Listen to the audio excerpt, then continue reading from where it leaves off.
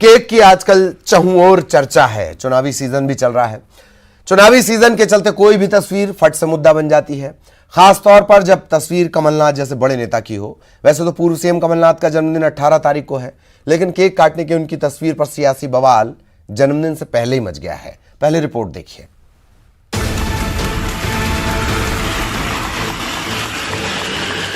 मध्य प्रदेश में चुनावों का मौसम चल रहा है। हर मुद्दे पर सियासत है और हर मुद्दा सियासी है। धर्म से धर्मांतरण तक, हिंदू से हिंदुत्व तक, जहां भी जनता की भावनाएं जुड़ी हैं, वहां राजनीति हावी है। चुनावी सीजन में अब कोई तस्वीर मुद्दा बन जाए कहना मुश्किल है। ऊपर से तस्वीर कमलनाथ सरी के बड़े नेता की हो तो चर्चा में आते देर नहीं लगती। अब जरा इस तस्वीर को ही देख लीजिए। ये सेलिब्रेशन कांग्रेस के सियासी टेंशन बढ़ा सकता है। कहने वाले कहेंगे कि केक काटने पर क्यों बवाल कट रहा है, लेकिन केक का आकार जब मंदिर जैसा हो तो मामला आस्था से खिलवाड़ का बन जाता है। जी हाँ, यही आरोप है बीजेपी का। वैसे तो कमलनाथ का जन्मदिन 18 नवंबर को है, लेकिन छिंदवाड़ा में एक महिला मंदिर के आकार वाला केक लेकर कमलनाथ के पास पहुंच गई। कमलनाथ ने भी इस केक को काट डाला।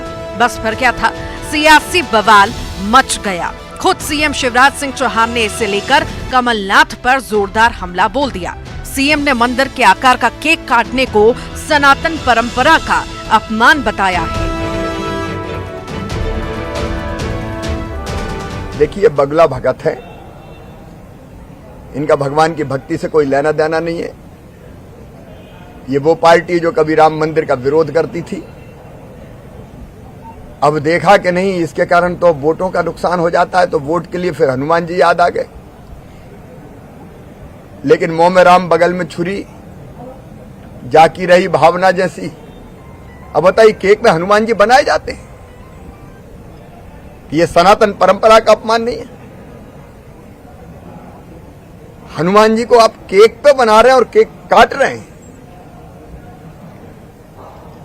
ये अपमान है हिंदू धर्म का, सनातन परंपरा का, जिसको ये समाज स्वीकार नहीं करे। देखिए, मुख्यमंत्री जी को अपने पद की गरिमा के अनुरूप टिप्पणी करना चाहिए। जिस तरह से कमलनाथ जी वरिष्ठ नेता हैं, उनके संदर्भ में इस तरह की निम्न स्तरीय बात नहीं होना चाहिए। कमलनाथ जी जब प्रदेश के मुख्यमंत्री नहीं भी बने थे, उसके पहले उन्होंने छिंदवाड़ा में 121 फीट का हनुमान मंदिर बनाया। वो धार्मिक प्रवृत्ति के व्यक्ति हैं। अब जन्मदिन जैसे मौकों पर कार्यकर्ता समर्थक विभिन्न तरह के तोहफे, केक, फूल मालाएं लेके आते हैं और सभी तरह के कार्यकर्ताओं के द्वारा लाई हुई केक और सामग्री को पहले से अलग करना संभव नहीं होता। ये कार्यकर्ताओं की भावनाएं होती हैं। तो किसी कार्यकर्ता द्वारा इस तरह की कलाकृति का केक लाया गया और कार्यकर्ताओं की भावनाओं को टालना नेताओं के लिए मुश्किल हो जाता है।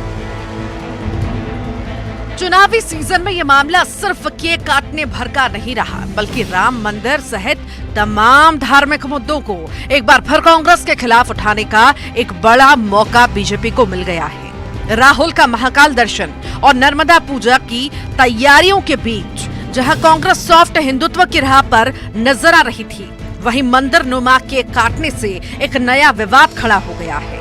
बीजेपी इसे हिंदू आस्था और सनातन परंपरा से खिलवाड़ बता रही है। जाहिर है, बीजेपी के चुनावी मुद्दों की लिस्ट में एक और मुद्दा बढ़ गया है।